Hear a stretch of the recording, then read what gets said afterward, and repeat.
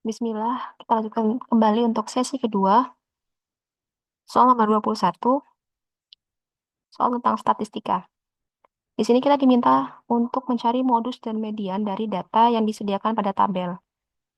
Pertama, kita lihat dulu berapa banyak frekuensi yang ada pada tabel tersebut. Oh, ternyata banyaknya atau N-nya itu adalah 50 atau 50 nilai yang dimiliki dari tabel yang disediakan. Nah, selanjutnya kita cari modusnya. Modus itu berarti adalah nilai yang paling banyak muncul. Nilai yang paling banyak muncul adalah 6. Kenapa? Karena dilihat dari frekuensinya, frekuensi terbanyak itu adalah di nilai 6. Berapa banyak? Oh, ada 12. Gitu. Maka modusnya itu adalah 6. Jangan terbalik ya. Jadi yang kita ambil adalah nilainya. Sedangkan frekuensi itu hanya menunjukkan oh bahwasanya nilai tersebut adalah nilai modusnya. Selanjutnya, kita mencari median. Nah, median dari data tersebut nilai tengahnya kita bisa gunakan rumus ini. Median adalah nilai tengah ya, maka kita bisa ambil dari data ke N per 2 ditambah data ke N per 2 ditambah 1 dibagi 2. Berarti data ke 25 ditambah data ke 26 dibagi 2, sehingga mediannya itu ada di nilai 6. Ya, jadi mediannya juga 6, sama seperti modusnya ya. Oke, lanjut.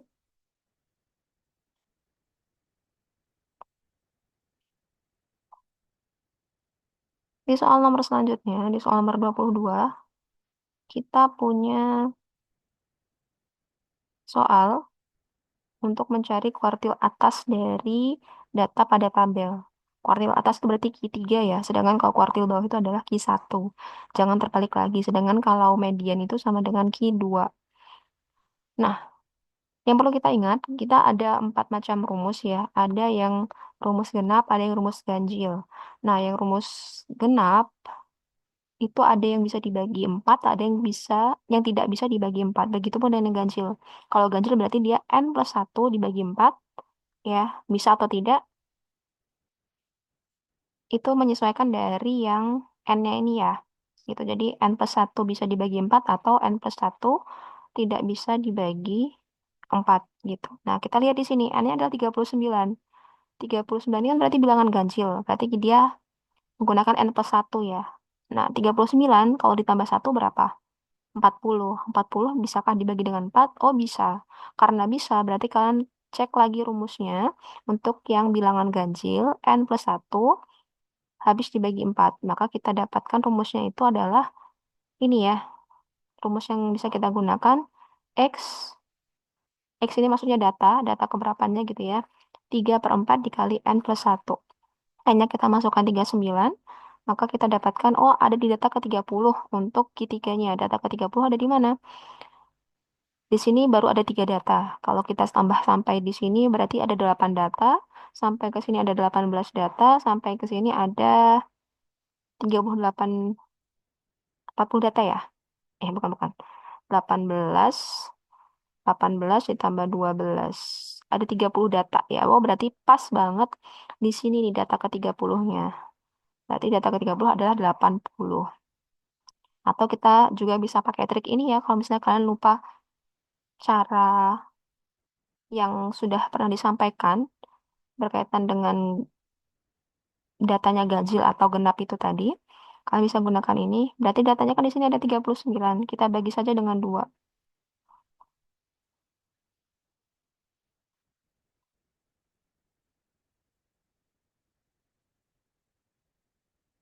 Sebentar. Sepertinya ada kesalahan. Kalau misalnya dibagi dengan 2 ini berarti ini hanya untuk mencari Q2 ya. Kalau mencari Q3 berarti kita harus bagi lagi. Ini kan data ke 19,5 ya, ke data ke 20. Berarti kita harus lihat yang 20 ke kanannya. 20 ke kanan itu berarti masih ada,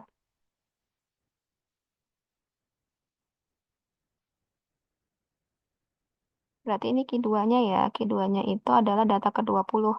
Data ke 20 itu adalah 80. Berarti kalau kita nyari Q3, kalian lihat. Di sini kan data ke 20 nih. Berarti kalau misalnya di sini ada 39 data, berarti kita pikirkan data dari sini ke sini, kalau kita bagi dua, tengah-tengahnya di mana? Oh, tengah-tengahnya ada di data ke 30 gitu. Ya, data ke 30 itulah yang kita ambil. Oh, ternyata data ke 30 juga sama. Sama dengan data di kuartil 2, yaitu masih ada di data ke 8, data dengan nilai 80 maksudnya ya. Gitu. Jadi, data ke 30-nya adalah 80, seperti itu. Lanjut, sekarang kita masuk ke jangkauan antar kuartil. Jangkauan antar kuartil, maka kita harus urutkan terlebih dahulu. Kenapa kok harus diurutkan terlebih dahulu datanya? Karena kita pertama mau mencari kuartilnya dulu. Untuk jangkauan antar kuartil, itu yang kita butuhkan kuartil 3 dan kuartil 1. Karena ketika kita mencari jangkauan antar kuartil, kita harus mengurangkan keduanya. Q3 dikurangi Q1. Berarti setelah kita urutkan, kita ambil bagian tengahnya dulu ya. Untuk mendapatkan Q2-nya, baru kita ambil ruas kanan dan ruas kiri. Ruas kanan ada 5 bilangan, ruas kiri ada 5 bilangan. Oh, berarti yang di tengah-tengah, Q3-nya di sini didapatkan 16, Q1-nya didapatkan 12. Berarti 16 kurangi 12 hasilnya adalah 4. Jadi jangkauan antar kuartilnya adalah 4. Selanjutnya nomor 24, jangkauan dari data tersebut adalah. Nah, kalau hanya ditanya tentang jangkauan saja, bukan jangkauan antar kuartil, maka kita tinggal cari data maksimumnya dan data minimumnya. Ya, data terbesar dan data terkecilnya, gitu ya. Data terbesar dari kumpulan data ini adalah 18, kemudian yang terkecil adalah 10. Maka kita tinggal kurangkan 18 dengan 10 menjadi 8. Selanjutnya, di soal nomor 25,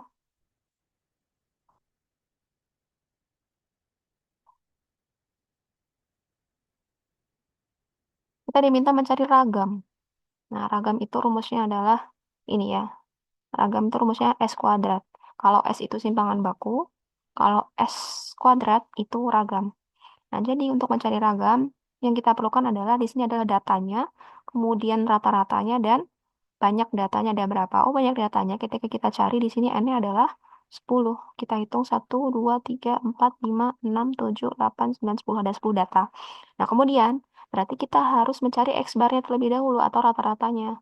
Rata-ratanya itu dicari dengan menjumlahkan seluruh data dibagi dengan banyaknya data. Diperoleh di sini adalah 14. Kemudian, untuk mencari S kuadratnya, berarti kita harus cari satu persatu ya. Jadi, datanya dari masing-masing itu kita kurangkan dengan rata-ratanya terlebih dahulu. Kemudian kita kuadratkan. Nah, di sini kan ada 15 nih ya. 15 kita kurangkan dengan X barnya, 14 kita kuadratkan. Seterusnya sampai 14 ya. Di sini sampai 14. Kita kurangkan juga dengan X barnya, dikuadratkan. Ya, jadi satu persatu semua data ini kita kurangkan dengan X barnya dan masing-masing dikuadratkan. Kemudian kita jumlahkan, karena sigma ini artinya adalah dijumlahkan ya, makanya kenapa semuanya dijumlahkan. Kemudian dibagi dengan 10. 15 dikurangi 14 itu adalah min 1. Min 1 kalau dikuadratkan hasilnya 1. Karena kalau bilangan negatif dikuadratkan, itu sama saja mengalihkan dua bilangan negatif gitu kan ya. Kalau bilangan negatif kali bilangan negatif hasilnya positif. Gitu. Maka dia hasilnya positif. Kita jumlahkan semua hasilnya, kita dapatkan 60, kita bagi dengan 10. Maka diperoleh hasilnya adalah 6. Satunya di soal nomor 26.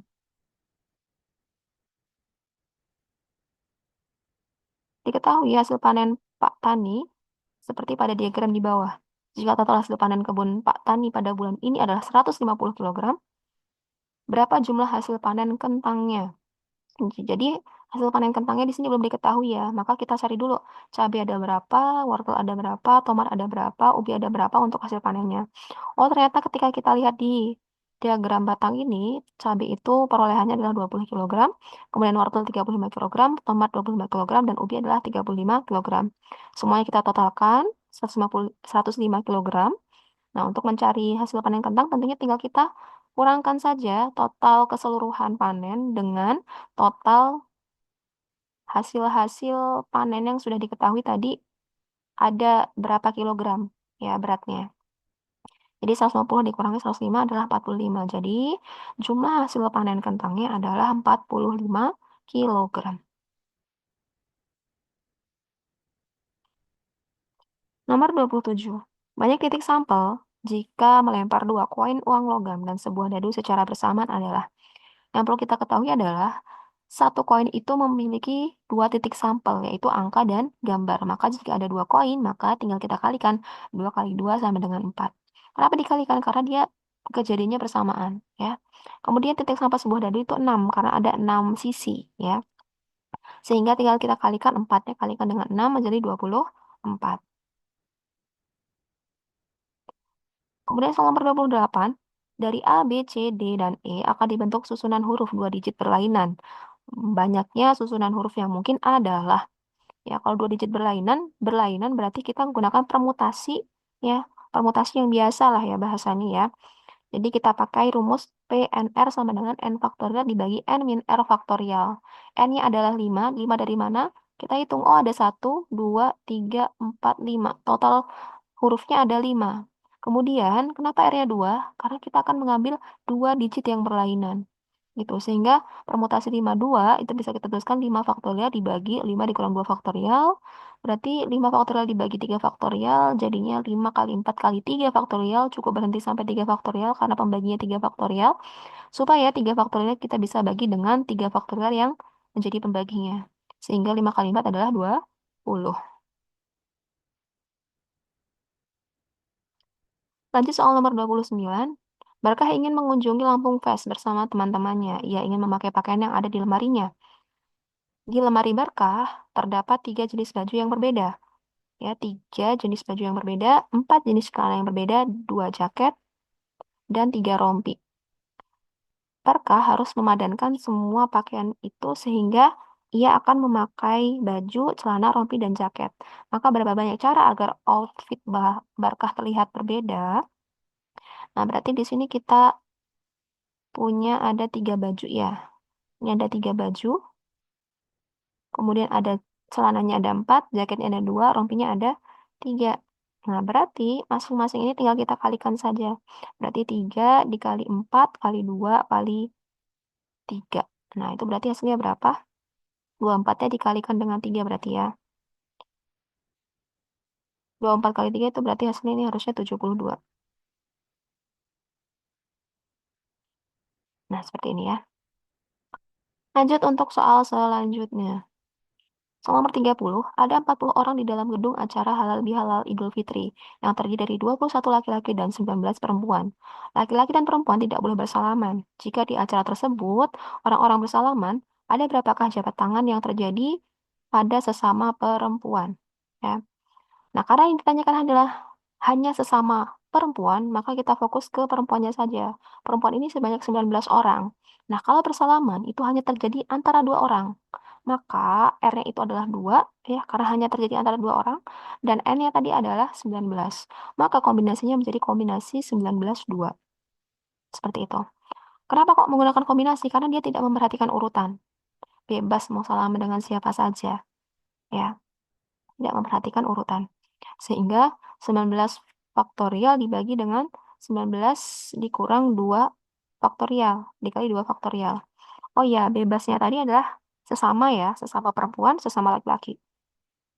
Nah, lanjut, berarti 19 kali 18 kali 17, 19 kurang 2 itu adalah 17, maka 17-nya kita bisa bagi ya 17 faktorial dengan 17 faktorial. Kemudian 2 faktorial bisa kita jabarkan menjadi 2 kali 1. Nah, sehingga 18-nya dengan 2-nya sama-sama bisa kita bagi 2. Jadinya 9 ya di sini 1, berarti tinggal kita kalikan 19 dikali 9, itu hasilnya adalah 171.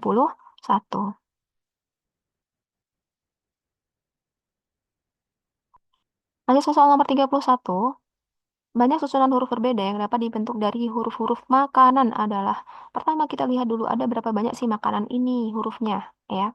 Oh, makanan ada 7, maka N-nya adalah 7. Kemudian masing-masing huruf kita lihat, apakah masing-masing huruf hanya terdiri dari satu huruf banyaknya atau ada yang 2, 3, atau bahkan lebih.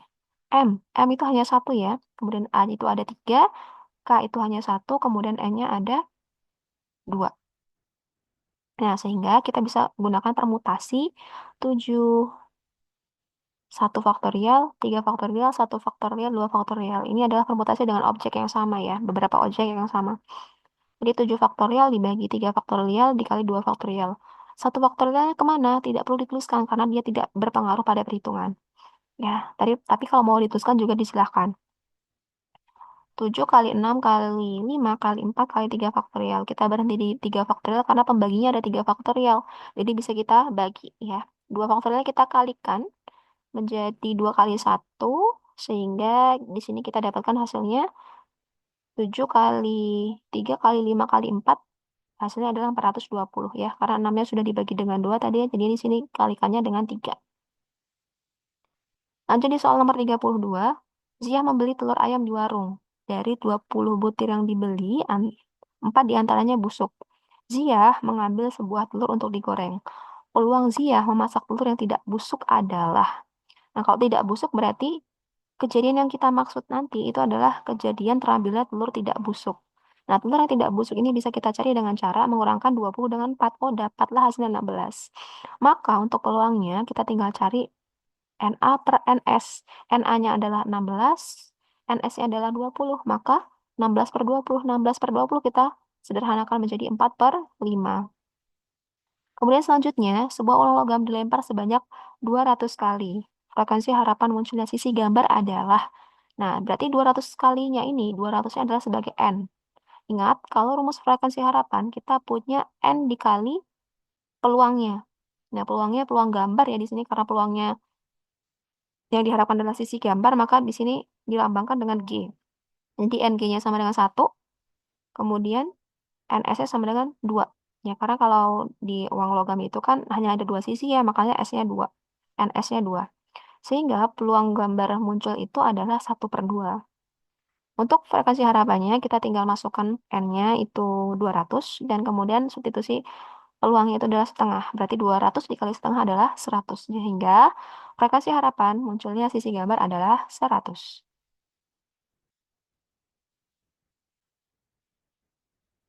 Soal nomor 34, dari 30 siswa diketahui terdapat 20 siswa ikut ekskul pramuka, 15 siswa ikut ekskul futsal, dan 10 siswa ikut keduanya. Jika seorang siswa dipilih secara acak, peluang siswa yang terpilih ikut pramuka saja atau futsal saja adalah. Nah, ini di sini berarti dia menggunakan eh,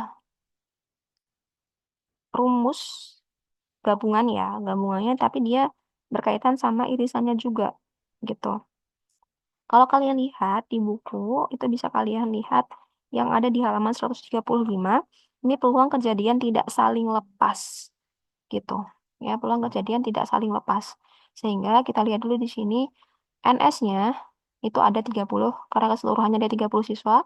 Kemudian banyak siswa yang ikut ekskul pramuka ada 20, yang ikut ekskul futsal ada 15, kemudian yang ikut keduanya. Berarti kalau ikut keduanya itu adalah irisan antara yang ikut pramuka dan yang ikut futsal. Itu ada sebanyak 10.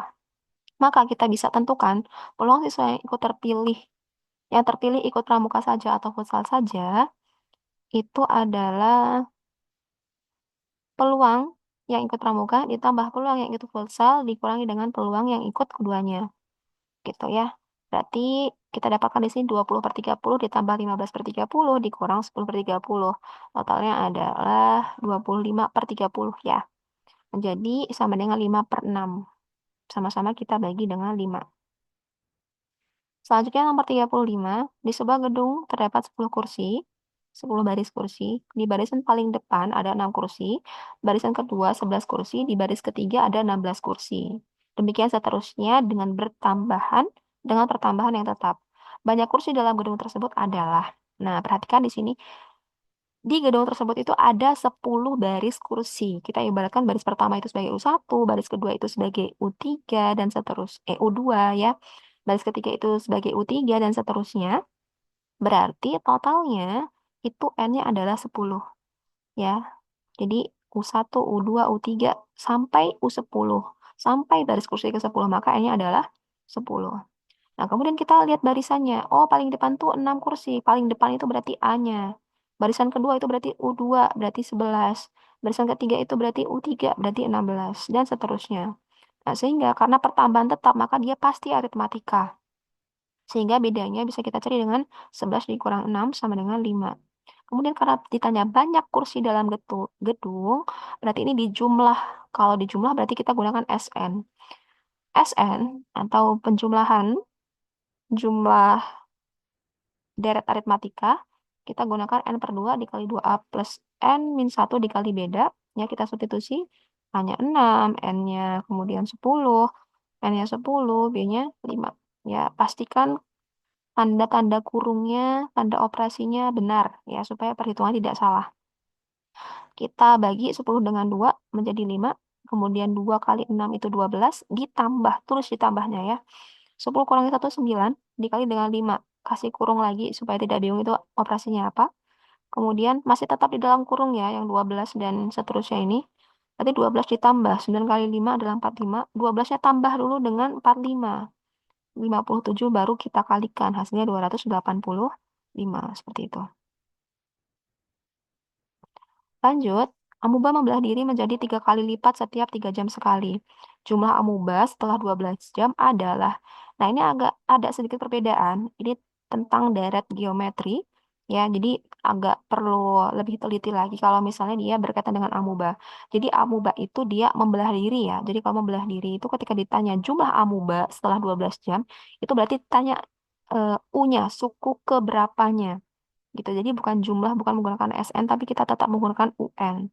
Jadi di saat itu, setelah 12 jam itu ada berapa? Jadi R itu adalah, lihat saja yang berapa kali lipat ini, berarti itu pasti R-nya. Kemudian 3 jam sekali dan 12 jam ini kita gunakan untuk mencari N.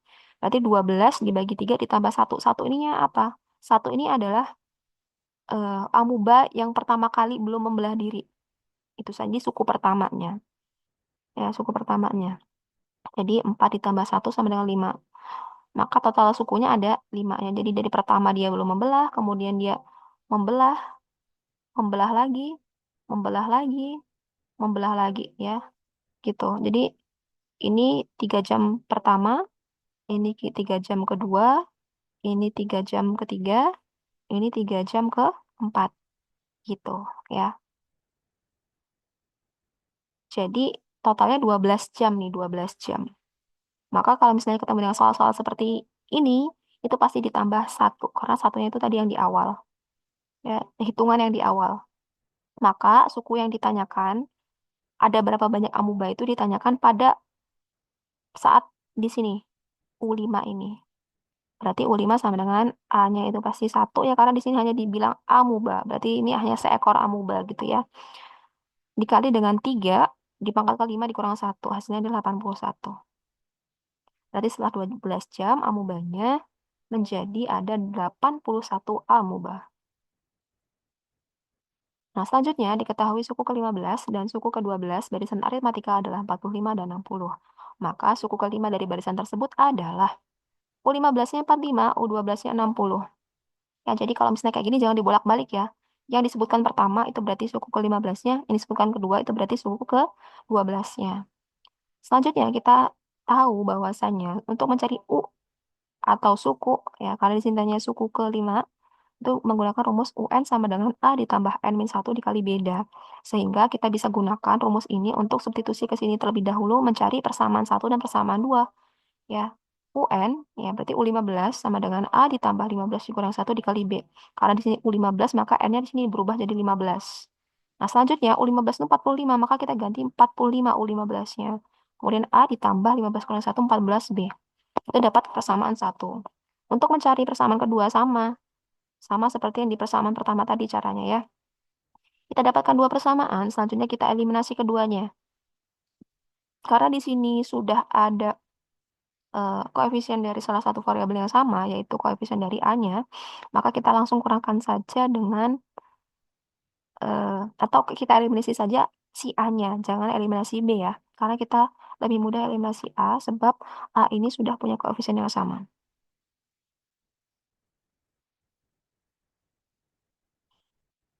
Nah, kalau sudah kita kurangkan, berarti A kurang A adalah 0. 14B dikurangi 11B itu adalah 3B. Ya. Kemudian 45 dikurangi 60 berarti negatif 15. Nah, hati-hati di perhitungan seperti ini ya.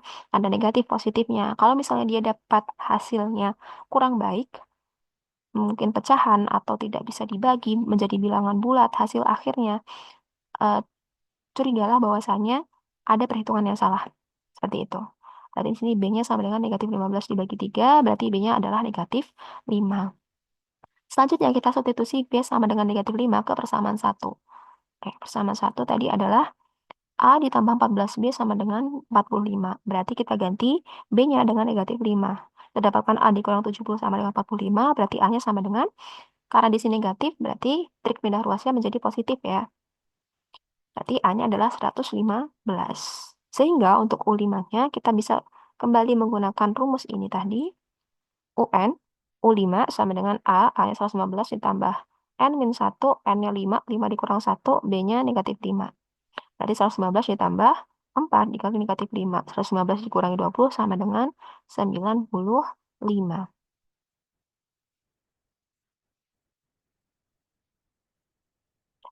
Lanjut di soal nomor 38. Diketahui barisan 1, 5, 12, 22, 35, dan seterusnya. Maka, tiga suku berikutnya adalah. Nah, berarti kita tinggal cari saja beda antar suku ini atau rasio antara suku seperti apa gitu ya. Setelah kita lihat, oh ternyata dia menggunakan beda. Namun beda di tingkat pertama itu masih berbeda-beda. Curiga dia ada tingkat kedua, ya. Karena pasti kita harus mencari sampai bedanya itu sama. Oh, ternyata di tingkat kedua dapatkan beda yang sama, gitu ya. Nah, ini adalah barisan aritmatika bertingkat, gitu ya. Karena di sini hanya ditanya tiga suku selanjutnya, berarti kita tidak perlu menggunakan rumus ya. Kita cari saja secara manual lebih mudah, gitu. Nah, berarti kalau misalnya di sini ditambah 13, berarti di kesininya lagi ditambah 16. Kenapa? Karena 13-nya tambahin dengan 3. Kemudian selanjutnya berarti ditambah 19, ditambah 22. Oh, berarti tiga suku berikutnya adalah 51, 70, dan 92. Seperti itu.